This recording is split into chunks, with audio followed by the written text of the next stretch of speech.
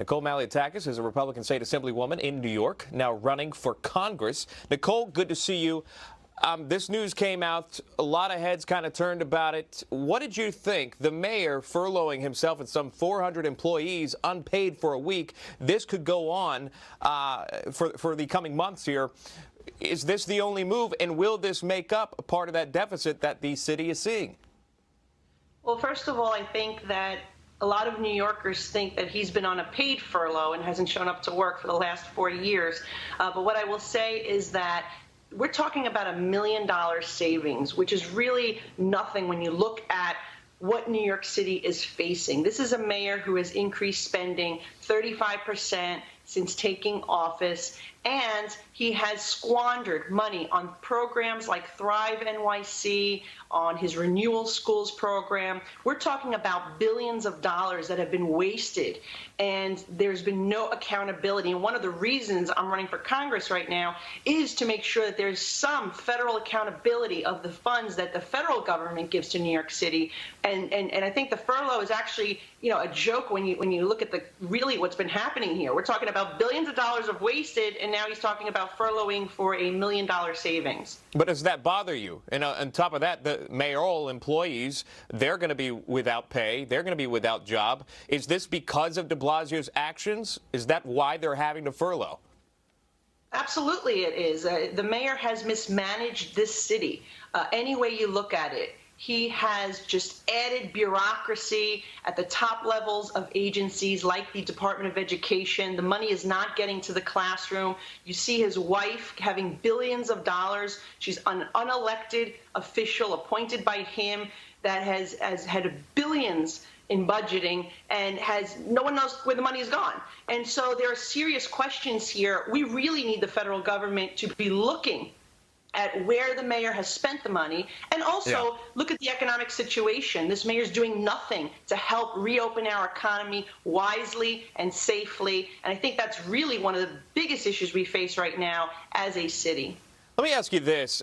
There's a recent report that went out that says 40% of New York City high-income earners want to move out of the city. This done by Siena College Research Institute. So anyone that's making 6 figures or more, 40% of them wanting to move out. Okay, you've got that fact. But the bottom line is these are the taxpayers. These are the ones that are putting money back in the coffers here. What do you think when you hear something like that? Did that surprise you?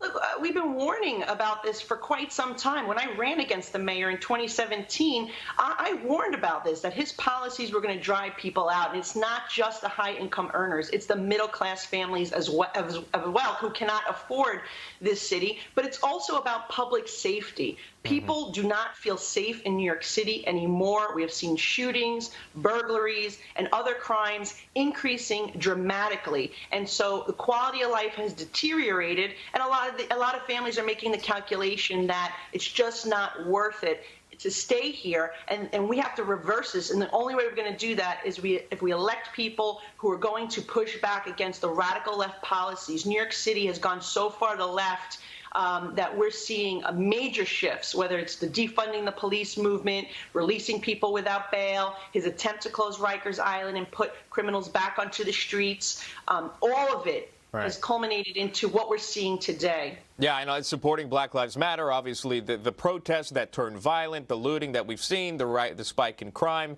This is all fact. That's not rhetoric. That's not spin.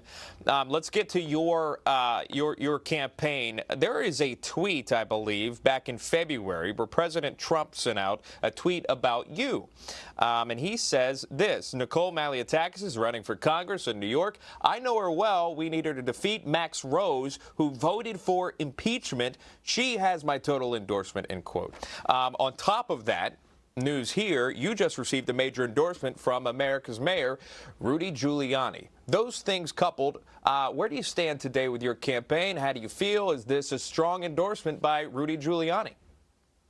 Yeah, look, we feel great. There is so much momentum. We're getting a lot of support. We also picked up all 5 unions representing the members of the NYPD. I am the law and order candidate. Law and order is the #1 issue facing this constituency and our city, and people are really hoping for a 2-party system in New York to provide some sense of balance. So I have the president's endorsement. I have Mayor Giuliani, who, by the way, is very concerned. And the reason he's endorsing me is because he sees New York City going backwards to before when he became mayor. And that's what we're trying to prevent. And the only way we're going to do that is by taking back seats like this that President Trump won in 2016 that are currently held by a Democrat. We need 17 of these seats. We can do it. This is a very winnable race. And anyone that wants to help, Nicole4ny.com. Yeah, I recently spoke with Mr. Mayor about that very same thing. He did not have positive words about Bill de Blasio. Real quick, before you go, I want to ask you about your opponent. Did you recently accuse that person of slander, that campaign? Why or why not? What happened there? Look, Max Rose has run the most dishonest campaign. And again, I ran against Bill de Blasio, and he's even more dishonest than he is.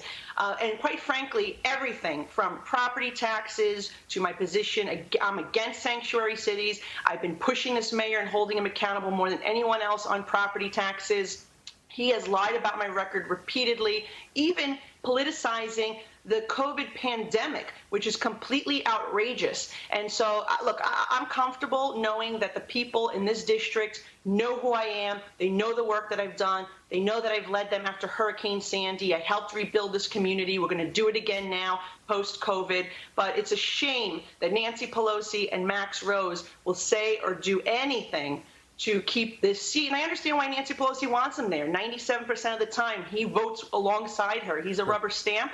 And you know, so she wants to keep him. But it's too bad for her, because I'm going to go to Washington. I'm going to be someone who holds her accountable, and hopefully she will be in the minority come next year, and Leader McCarthy will be Speaker. Well, look, you got some strong endorsements there. So keep us posted on the campaign trail. Nicole Malliotakis, good to see you.